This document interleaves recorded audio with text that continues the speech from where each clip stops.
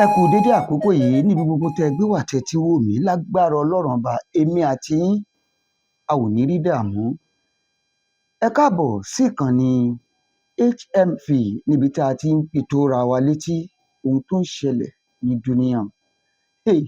Ilé ayé le o, gbogbo àwa bàbá gbogbo àwa màmá tẹ̀ ń gbọ́ mi, Ṣómìwá Emmanuel òun lorúkọ mi.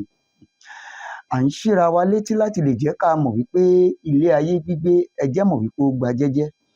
Gbogbo àwa òbí tó jẹ́ wípé ọmọ kan la yàn láàyò, èyí tó kù kò jẹ́ pàtàkì sí wa. Gbogbo ọmọ ló mà wúlò, èyí tó lérò pé ó wúlò lónìí ó mà lè ṣeé ṣe ó mà wúlò lọ́la. Èyí ló mú mi fẹ́ fi tó wa létí nípa ìtàn bàbá àgbàlagbà kan.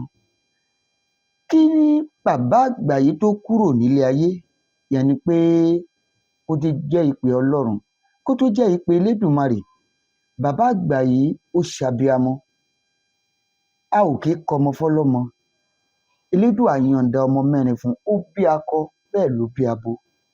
Ṣùgbọ́n ìṣẹ̀lẹ̀ tá a fẹ́ fi tóra wa létí tá a fi lè mọ̀ wípé ilé ayé ó gba jẹ́jẹ́ o, torí pé ìtàn nílé ayé.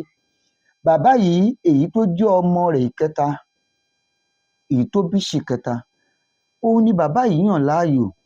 Kódà a máa fi ọmọ yìí yangàn lójú èyí tó jẹ́ àkọ́bí ọkùnrin, bẹ́ẹ̀ a máa fi yangàn lójú èyí tó jẹ́ àkọ́bí lóbìnrin tí wọ́n tẹ̀léra wọn.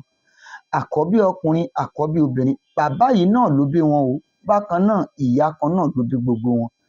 Kì í má fọ̀rọ̀ gùn, bàbá yìí a máa fọmọ ìkẹta yìí yangàn, èyí tó jẹ́ àbígbẹ̀yìn tó jẹ́ àbílékẹrin tó jẹ́ ọmọ ìkẹrin.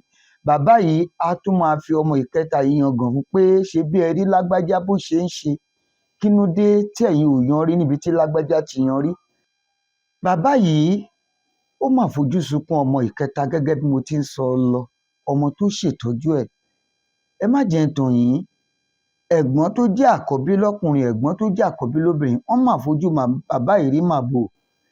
Ṣé bẹ́ẹ̀ sọ pé àwa ò jẹ́ èèyàn ni? Ẹni tó jẹ́ èèyàn ṣé ẹ wá rí ohun tí Elédùmarè ṣe fún yín? Kí n má fọ̀rọ̀ gùn, kò tọ́jọ́ kò tójú, bàbá yìí náà mà dágbére fáyé. Ẹ má jẹ́ n tàn yín, gbogbo ẹ̀yin òbí tó jẹ́ wípé ẹ máa ń fi ọmọ wé ọmọ. Òkú bàbá yìí wọ́n mà gbé lọ sílé ìgbókùúsí lẹ́yìn tó ṣàìsàn ráńpẹ́ tẹ́lẹ́dùà gbẹ̀mí ẹ̀.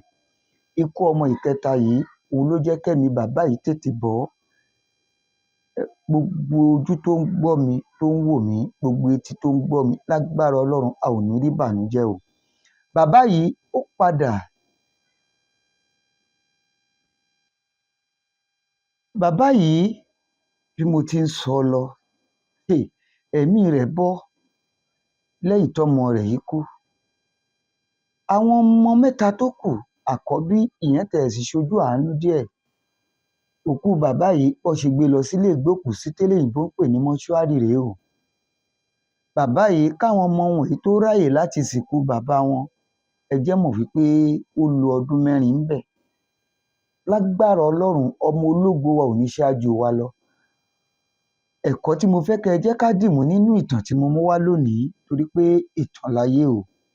Gbogbo ẹ̀dá alààyè ẹ má jẹ́ àfọmọwọ́mọ o, ẹ má jẹ́ á máa rántí pé òní la rí, kò sẹ́dá tó mọ̀la. Elédùà ló mọ ilẹ̀ tó máa mọ olúkálukú wa. Lágbára Ọlọ́run èmi àti ẹ̀yin a ò ní fojú sunkún o.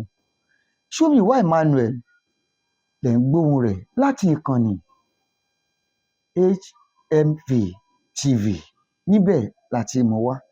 Ó yẹ ní nǹkan kan tẹ́ ẹ fẹ́ bá wa sọ, ẹ pe nọ́mbà yìí 080 32 72 84 13 080 32 72 8413. Ó lẹ̀ ń wò lójú fọ́nrán yìí.